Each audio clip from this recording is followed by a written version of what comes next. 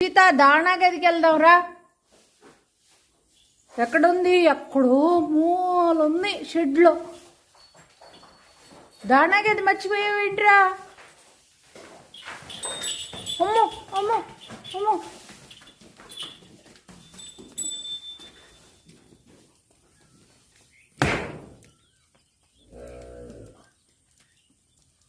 దాణా గది అంటే ఎంత బాగా అర్థమైందో జస్వితకి. అర్థం కానిదేముందరా ఇంకా నీకు? అన్నీ తెలిసిపోతుంటే, మాటలన్నీ తెలిసిపోతుంటే డోర్లు కూడా అలా తీసేసుకుంటారా? అమ్మో,